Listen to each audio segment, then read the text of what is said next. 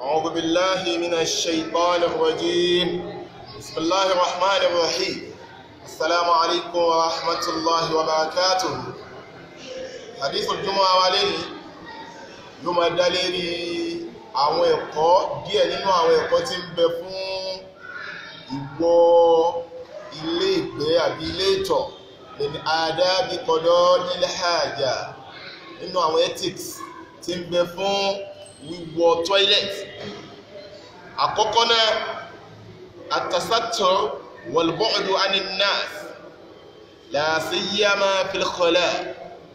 Àkọ́kọ́ náà àwọn ẹ̀kọ́ tí ń bẹ fún wíwọ toilet òun náà ni pé ìbora ẹni láṣìírí àti ìjìnà sí àwọn èèyàn pàápàá jùlọ àwọn tó bá fẹ́ ṣe gbé àbúrò bá fẹ́ tọ̀ níbi tó kó jẹ́ open space, open place, ibi tó ṣe yí pé ó jẹ́ agíjù kí ìbora ẹni láṣìírí. Ẹ̀kọ́ eléyìí akọ́látọ̀rọ̀ Ànábì wa Muhammad níbi hadith tí Jábìr gbà wá ó sọ pé kharajna ma'a Rasulillahi sallallahu alayhi wa sallam fi safarin. Ó láwọn jáde pẹ̀lú Ànábì níbi ìrìn àjò kan. وكان رسول الله لا يأتي البراز حتى يغيب ولا يرى. Ó ní pé Ànábì wa Muhammad kò ní wọ iléèwẹ̀ àbí ilé ìgbẹ́ àbí ibi tó fẹ́ tọ̀ tí tó pé yóò fi paramọ́ fáwọn èèyàn hatta la yura wala yura ẹnìkan kò fi wá ní rí. Ipò Májà ló gbà wá hadisi tí Abu Dawud tó náà gbà wá pé kana idha arada al-baraza intalaqa hatta la yarahu ahadun. Ẹnìkan kò ní rí Ànábì wa Muhammad yóò bọ̀ rẹ̀ láṣìírí. Àkọ́kọ́ náà ni. Ẹlẹ́ẹ̀kejì nínú ẹ̀kọ́ adamu awtal istishabi ma fihi dhikrullahi ta'ala. Òun ni pé ìtò kọlọ́wọ́ bá ti ń bẹ́m̀bẹ̀ any object aṣọ ni ìkankan ni òkà ni tó kọlọ́wọ́ bá ti ń bẹ́m̀bẹ̀ ká má mú wọ toilet. Tó kọlọ́wọ́ sọ fún wa ba'da a'udhu billahi minash shaitanir rajim dhalik wa man yu'azzim sha'a'ir Allah fa innaha min taqwal qulub. Ọlọ́run sọ wípé ni yóò ti bá ń bàbàrà àwọn nǹkan àmì Ọlọ́run ọba nínú pé ó tọ̀ ń páyọ Ọlọ́run ọba ni. So nínú àwọn ṣàírà ní ṣàáìrìlá òun náà ni ìtókọ̀ Ọlọ́run ọba ti bá ń bẹ́m̀bẹ̀. Ànábì wa Muhammad sallallahu alayhi wa sallam idha dakala al-khala'a naza'a katama. Wọ́n lá ní Muhammad tó bá ti fẹ́ wọ tọ́ílẹ̀tì yóò wá bó òkà rẹ̀ tó pé nǹkan tí wọ́n hàn síbi òkà òun náà ni pé Muhammadun Rasulullah sallallahu alayhi wa sallam. Ẹlẹ́ẹ̀kẹta nínú ẹ̀kọ́ òun ni at-tasmiyah wal-isti'adha inda ad-dukhul. Ìṣe bismillah àti a'udhu billah tí wọ́n bá ti fẹ́ wọlé. Anas bin Malik ó sọ báyìí pé idha dakala al-khala' kana Rasulullah sallallahu alayhi wa sallam idha dakala al-khala'a qala Allahumma inni a'udhu bika min al-khubuthi wal-khaba'ith. Ọlọ́run mo wá sọ lọ́dọ̀ rẹ níbi ẹ̀gbin kékeré àti ẹ̀gbin ńlá.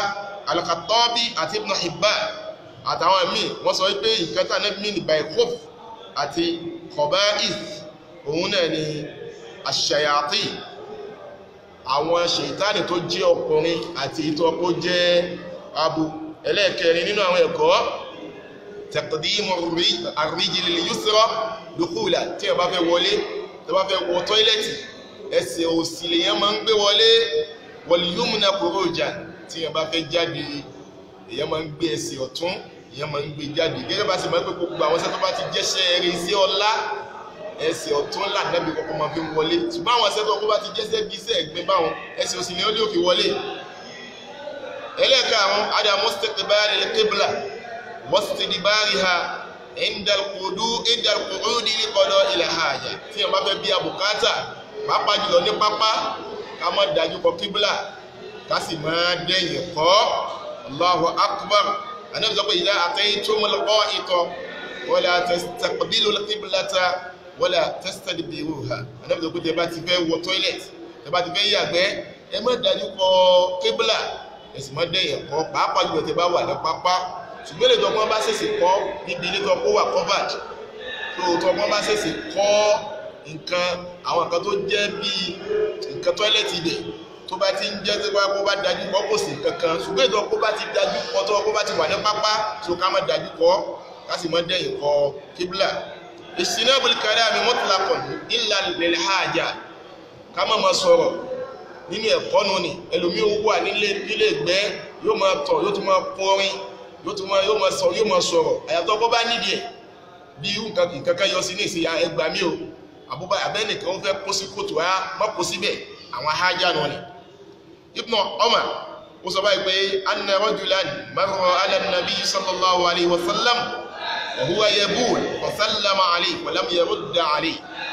Ibn Umar sọ pé arákùnrin kan kọjá bá Ànábì wa Muhammad Ànábì sì ń tọ̀ ó wá sálámà sí Ànábì wa dá lóhùn létà àgbàtà Ànábì wa parí tọ̀ Ànábì wa ṣe táyà mọ́mù ó sì wá dáhùn sálámà ó wá sọ oríṣi tó fi ríyèsí ìfọ̀lẹ́ kan. ẹlẹ́ẹ̀keje ìsìnàbù qada'i al-haja fi tariqi an-nas wa mustadhallihim wa nahwi dhalik. ojú ọ̀nà táwọn èèyàn bá ń gbà kọjá ibi táwọn èèyàn bá ti ń gbà bògì èèyàn máa ń yàgbẹ́ síbẹ̀. Ànábì sọ fún wa nínú àdísì Abu Hurairah ìgbé ittaqullah iné ẹ ṣọ́ra fún wẹ̀ tó ìwà méjì bí wọ́n fi ṣe pèlè àwọn sàábí wá sọ pé wọ́n mọ̀ la iná kí ni ìwà méjì ìwé pè méjì. Ànábì sọ pé alladhi yatakhalla fi tariqi an-nasi aw fi dhillihim ìwé pè méjì òun lẹ́tọ́ pé ń bá máa ń tọ̀ àbí bá máa ń yàgbẹ́ síbi ojú ọ̀nà táwọn èèyàn ń gbà kọjá àbí tó pọ́n bá ti ń gbà bògì ìwé pè ní o. ìtìnàbù tabawuli fil mustahmi. So ẹlẹ́ẹ̀kẹ́ sani pé ayẹkúlá ìdá kárọjá ghufranak tó bá ti fẹ́ jáde kú ní tọ́ilẹ̀tì kó sọ báyìí pé ghufranak àbí alhamdulillahi alladhi adhaba anni al-adha wa afani àti bẹ́ẹ̀ bẹ́ẹ̀ lọ ká nábì máa ń wí wọ́n sọ pé kí ló ta nábì máa ń fi sọ pé ghufranak pé ọlọ́run forí jì mí. àwọn àfà pàápàá jùlọ àfọ onílé lọ́la ọ̀tọ̀ ó sọ báyìí pé innahu istaghfara li tanqihi dhikra fi tilka al-hala ó fi istighfaru ní ma sí istighfaru tó pé ànábì kò rí ó kọ́ lọ́wọ́ ọba dá lásìkò yẹn tó gbogbo àsìkò lànàbí wa Muhammad yadhkurullaha ala kulli ahwali ànábì máa ń dákọ̀ lọ́wọ́ ní gbogbo àsìkò illa fi hali qada'i al-haja wa ja'ala tarka dhikri bi hadhihi al-hala taqsiran wa dhanban yastaghfiru minhu.